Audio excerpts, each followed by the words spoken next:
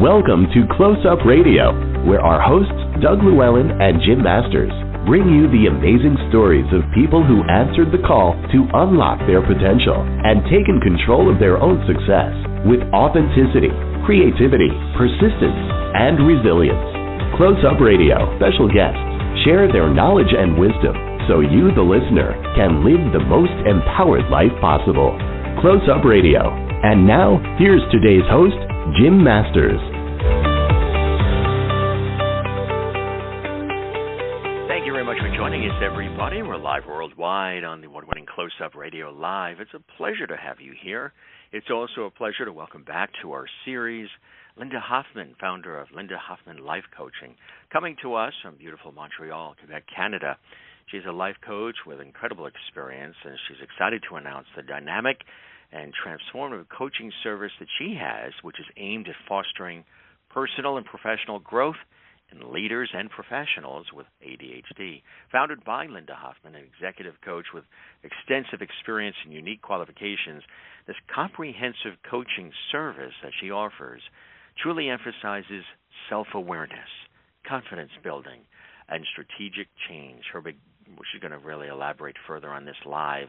I don't want to give too much away, but just a little tidbit. Her journey actually began in the unlikely starting point of law school. Armed with an undergraduate degree in political science, she was initially captivated by the concept of revolution and the conditions leading people to strive for better living situations. And with motherhood introducing her to personal challenges, particularly concerning her child's educational struggles, Lynda sought effective solutions. And this journey led her to becoming part of a clinical team associated with McGill University in Montreal, where she contributed to training university students to work as coaches. And that led to her motivation, broadening her impact, which also led her to implementing a successful coaching program at a local college, helping to seek support for individuals across all stages of life. She trained to become, of course, a professional coach, earning additional certifications in educational, kinesiology, and mindfulness training from respected figures, Tara Brach and Jack Kornfield. Her approach is predicated on the idea of building people rather than businesses. She firmly believes that self-awareness and personal leadership are the keystones of effective leadership, regardless of the industry. From pharma to public service, her clientele spans across various sectors, all striving to realize their highest potential. It's work that she loves doing and work she's had an opportunity to do for quite some time. One distinctive feature of her coaching is the incorporation of brain gym, also known as educational kinesiology. And this modality helps clients connect with their body's wisdom to gain clarity and confidence. We're going to talk about all of that and also her variety of specialized programs, including the Master Class, Transforming Your Life with ADHD, and so much more. Real pleasure. She does all kinds of great workshops, too, from reactivity to self-mastery, cultivating self-trust, and bold action for lasting change. Again, a full suite of services she offers her clients, and she loves doing it. Again, coming to us from Montreal, Canada, let's welcome back to Close Up Radio Live to update us on all, Lynda Hoffman joining us here on the program. Lynda, welcome back to Close Up Radio Live. It's a real pleasure to have you with us, joining us today. Thank you so much. It's a pleasure for me to be here. You're very, very welcome. You know, I mentioned, just going back in time a little bit for just reminding the listeners who follow along or those who are joining us for the first time, that incredible opportunity you had to really understand and appreciate this kind of work. And it's something that really is near and dear to your heart. And that journey really beginning with that starting point of the law school, right? Yes, absolutely. I started working as a paralegal in a law firm many years ago. And I remember one client, he was going through a divorce, and watching the level of deep upset he was going through. So while we were doing something that was technical and concrete in terms of his divorce, What he really needed was someone to listen to him and to feel heard, validated, and that left an impression on me. The other part of that was that what impressed me was the courage it takes to leave a relationship or make any kind of enormous life change. So I intended on going to law school. I wanted to become a lawyer. And as I was doing that, this same thread, this same interest in what does it take for people or even nations to make changes that can seem absolutely impossible at the outset. So that was the beginning of me studying constitutional law and revolution specifically. It's really fascinating, and you really found your calling in such a unique way, which I think is something, we stumble upon it. Sometimes it's right there in front of us, and sometimes people even show it to us. Boy, this is really what you're cut out to do. You're obviously an intelligent, talented speaker who has an extraordinary leadership consulting business, and you've been helping so many people before becoming the life coach. That career that has been very varied and interesting, working for a spectrum of industries. Tell us about that and how having an opportunity to plug into various industries and skill sets and seeing what people are doing and just the way that they operate, their products and services and their hopes and dreams, how all of that just really adds to what your expertise is, your relatability is, and your understanding of various industries and what people are looking for. Mm-hmm. You're making a very good point that everything we do in life becomes fuel or nutrition, if you want, for the career that we will have ultimately. So while I've done a lot of different things, working at a law firm, loving that work, by the way. It was thrilling for me. I loved being at McGill, studying constitutional law, looking at change. And then so many other things happened in my life, but the trajectory followed that same thread of understanding what helps people change. And as I did that, I was exposed to all kinds of different environments and organizations, from organizations in politics, because I come from Quebec. And so then we had a very extraordinary historical event with the threat of separation from Canada in Quebec. So that was very interesting to me as well. But I met people, as you said, across the spectrum, people in pharma, in law, in politics, in green endeavors for the environment. And everything I did, every conversation I had, every experience I had, learning about mindfulness, all of that has been incredibly helpful when I'm meeting people in their particular industry. So I work with doctors and lawyers. I have engineers, theoretical mathematicians. I work with people in all kinds of areas. And what they do for a living is not that important to what we do, because they're the expert in that. But my varied background has helped me understand and picture in my own mind where they are and what that's like for them. Which is Does so that answer important. your question, Jim? Yeah, it does. It's so important, too. Obviously we mentioned the personal events that have led you to leadership coaching, which is extraordinary. But it's amazing, too, because you incorporate, which makes you so relatable, your own personal experiences in life being lived, which I think is really incredible. That really helps you when you are supporting individuals across all stages of life, right? Absolutely. It helps to be my age, and that I've had so many life experiences. I grew up in British Columbia on the west coast of BC. It's more like California. And now I live in Montreal, Quebec. Very, very different. It's like moving to a different country. I pulled up stakes. I didn't have my family. I went to university on my own steam. It was an extraordinary experience. And then I had children, both of whom had some challenges. that I'd never encountered before. My son's medical issues were so rare that the Montreal Neurological Institute, which is world-renowned, could not find a single case in the world like my son's. And I have learned how to advocate, learned that, and maybe this is fueling part of my passion for the underdog, for those people who really do want to make a difference in the world, because so many people go unheard and unseen. That matters to me tremendously. As it turned out, during COVID, my father died. Then my son died unexpectedly. He was expected to live a full life, but he didn't. And then I experienced an enormous flood in my house, and my marriage ended.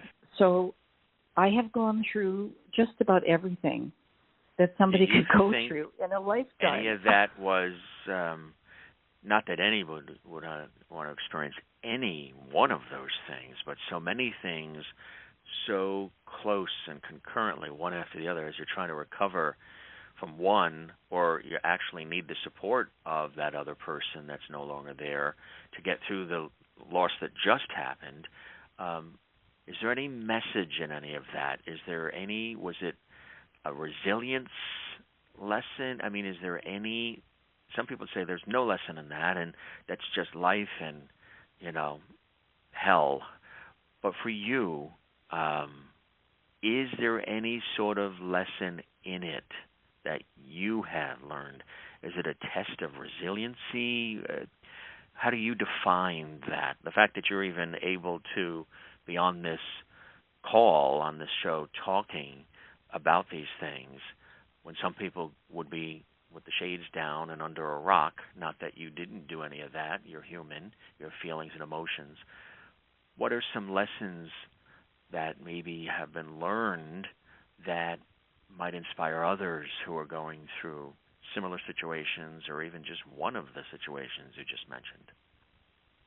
Well, I have met a lot of people who've had a similar experience, in that they'll start the conversation by saying, it all started with COVID, and then this happened, and then this happened, and then this happened. And so true. It's like, I've I seen don't it know too if with a you've lot met of other things. people. Oh my God, COVID just really just pulled the rug underneath the entire planet in so many different ways.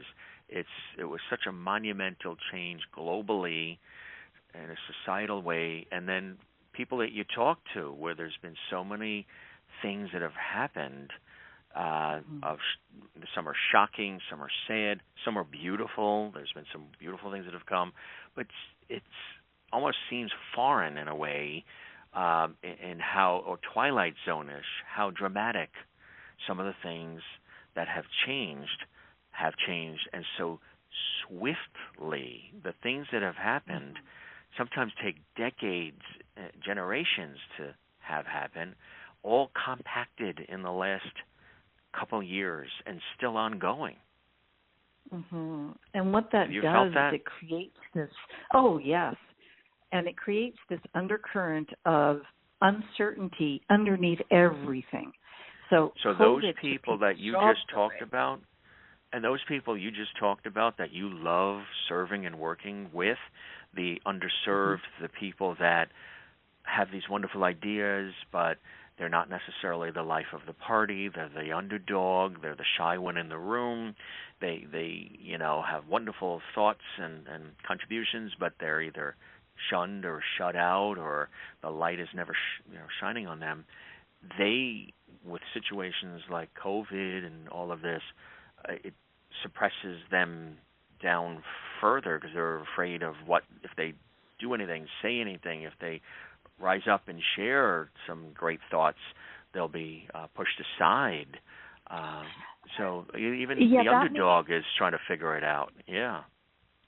Well, underdog in a different way. My clients are actually very vocal, very creative. They stand out. They are talented people. It's just that and that's the irony, because they're so talented, but they walk around with this imposter syndrome thinking that, well, if I feel this shaky on the inside because I can't manage my groceries and my life generally, I don't want to be found out. So they're really good at what they do, and this makes them confused. How come I'm so talented and creative and I do this? I'm suffering over here. It's that suffering, uncertainty, inexplicableness, if there's such a word, that destabilizes people. And so to go back to what you said a moment ago about what is the learning when there's a cascade of events that we don't feel we've quite processed thoroughly enough, is it's an invitation to learn how to be in that uncertainty, an invitation to go much more deeply than we've ever had to go before, to allow the wobbly to feel vulnerable, to feel it all, and accept that that is just part of being human. Because as soon as we judge, or as soon as we try to be that top executive on top of the wobbly, things start falling apart. Yeah. Yes, exactly. It's extraordinary. It really is. It really, really is. You know, you have a big focus on ADHD, and which I think is a beautiful thing. Tell us about the master class, Transforming Your Life with ADHD, and what is it about ADHD that is so much of your focus? What is it about it that sort of intrigues you and that you wanted to really spotlight it? Do you feel that there isn't as much of a spotlight on it to help people along as there should be? Nope. You're filling a gap? Absolutely filling a gap. In particular, successful people who have ADHD, and those people exist. These are professionals, executives, entrepreneurs. They've done well at a cost. And the thing that people don't understand is that their intelligence, their creativity is not matched by their ability to execute, or their execution doesn't match their intelligence. So that creates an enormous disconnect inside of them, and the people around them don't understand why this person who is so talented cannot show up on time, cannot organize themselves, they're totally unreliable, but they have no groceries in their house.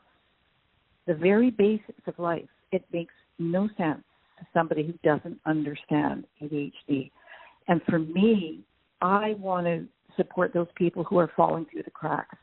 These are people who are going to hide that they have it because they want to appear successful. They don't want anybody to know that they're struggling in this way. And so they don't go to the doctor, they don't know how to advocate for themselves, and they're suffering.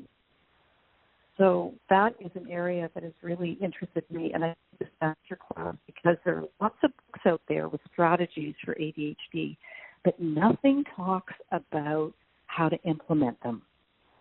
And ADHD is all about difficulty doing what you know to do. You can't execute easily. So the masterclass addresses this gap. It's, I think, 7 videos, maybe 8, I can't remember now, and there are workbooks that go with each one. And the workbooks are not at all like other workbooks that you would find online. They're designed in themselves to develop the metacognition, the awareness of thinking, the awareness of thought. That often is ADHD. That's amazing. Wow. It's when you break it all out, it really is inspiring, the fact that you have this opportunity for people to help them really transform their life. It's incredible. There's something else that you do too that's quite fascinating. The Immunity to Change program. What is the Immunity to Change program? Immunity to Change was developed at Harvard University many years ago, and it's essentially a visual map that the client can create. And the purpose for going through this map, reading left to right, is to uncover the deepest limiting belief that is getting in the way of your most important life goal. Because human beings are wired not to see the thing that's getting in their way. The example Harvard uses is the cardiac patient who's smoking, and the doctor's telling them, you need to stop smoking, but the patient won't or can't do it. Doctor's totally flummoxed to why this person doesn't stop smoking, even though they know they're going to die.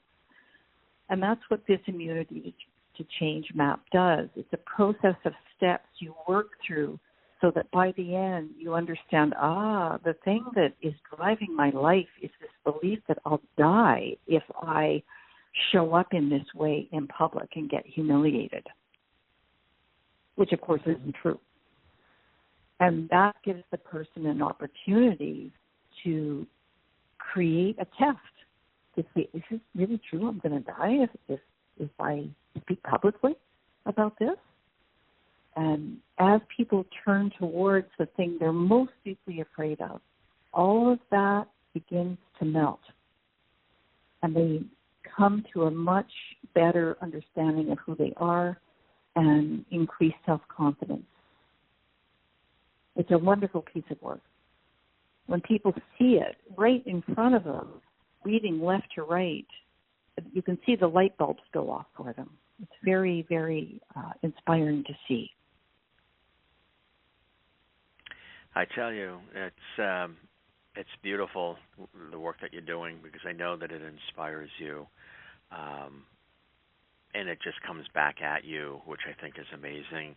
What would you say, and there could be more than one, but if you were to look at it, what would be one of the biggest hurdles that clients have when looking to make change? Is one of them just making the change, accepting change, just moving forward with the fear of the unknown? Is that one of the hurdles too? Well, those are all the hurdles. The fear that they won't change, like, what if I can't do it? All of that. But the biggest misunderstanding, the biggest hurdle they need to get over is the misunderstanding they have about who they are. They often come believing that they want something but think they can't do it, or they define themselves by their limits. Well, this is just who I am. I just do this thing. They might want something better and don't know how to get it, but they believe underneath that they're actually not capable of doing it. And that's not accurate. So what they need to do, these are bright and talented people who have failed a lot, and they define themselves by their failures.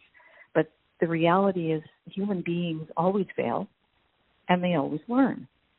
So the trick is how to begin to see yourself as a learner, as a human being like everybody else who's just in a process. And that's where coaching comes in, because it helps them see how to move away from the failure piece into, what can I learn here? So that they can begin to trust that they are learners and they are capable, much more than they think they are. Much more than they think they are, right? Which is beautiful. It really is. It's incredible. I hope people are really learning from this and understanding that Lynda is all in when she works with her clients. This is something that is near and dear to her heart, and she is here to work with people at whatever levels, whatever is going on in their world, whatever they want to accomplish. Do you have what you describe as ideal clients? I know sometimes the word ideal sort of creates a box. Maybe it seems claustrophobic a little bit, because you work with so many people who have all different personalities, all different backgrounds and hopes, dreams, and desires. But are there specific clients that you work with that would be the ideal client, or do you believe everybody could use, and there are benefits from a life coach at some point in all our lives? And even coaches get coached themselves too. Yes, of course. And I alluded to that earlier when I described all the life experiences that I've been through. I've had a coach for a long time, and being coached was invaluable during this period of upheaval so that I could be aware. I had support. I had a neutral, non-judgmental, loving space to continue to live while I grieved. So that's, as I said, it's invaluable. But as to your question about ideal clients, biggest picture,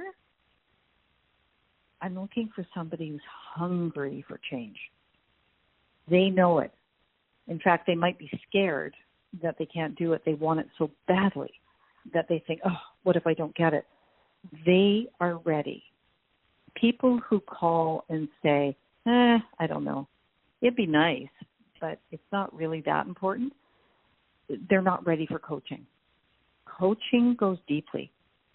The readiness is very important. So what they do for a living is less important than their readiness. But I do work with executives and professionals and entrepreneurs, and these are people who really care about their teams and what they're contributing to the world. They're passionate, they're creative, they're ambitious. I love working with them because they're so engaged and because they want to make a difference. And most of all, this goes along with their readiness, is that they're aware that their own work, their personal work, is what will support them in showing up in the way that matters to them. It's not about what they move on the outside of them, although that is part of the work for sure. It's really how they're supporting themselves on the inside, how they're growing, how they assess themselves, how they support themselves.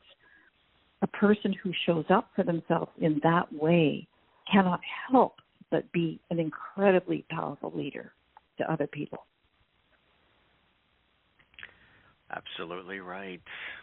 I want to let folks know that if they want to learn more, they can go to LyndaHoffman.com, and Lynda is Lynda, and then Hoffman is HOFFMAN.com. And before we skip out, you have these wonderful workshops as well: self-mastery, cultivating self-trust, and bold action for lasting change. Maybe you can sprinkle a little of that in as well. I put this workshop together, this specific workshop, recently to address this COVID stress. Because as I said, I was getting so many emails from people and having conversations that began with, it all started with COVID. And there's this sense of overwhelm and emotional reactivity that was impacting how people were experiencing their lives. But because I also work with ADHD, emotional dysregulation is part of their life experience. This workshop was to address what emotional regulation means, feeling in charge of our emotions, allowing, naming, working through, and allowing them to flow so that they don't drive our personal agendas, so that we're not reacting impulsively to something that might be in front of us. Essentially, what the workshop was about was how to live with more intention, set goals, how to achieve them, and use emotions as information, but not the full driving force, if that makes sense.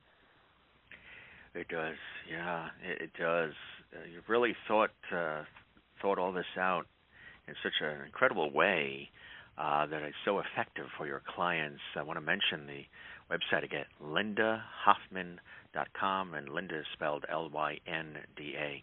Lynda, this was fantastic, and coming to us from Montreal.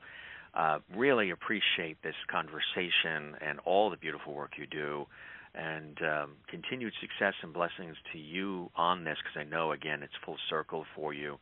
And come see us again. Love to maybe hear some success stories, testimonials. That would be a pleasure, and always enjoy chatting with you. And hope you enjoyed the time with me as much as I have with you today, Lynda. Thank you, Jim. I thoroughly enjoyed it. Have a great day. You too as well. Pleasure is all ours.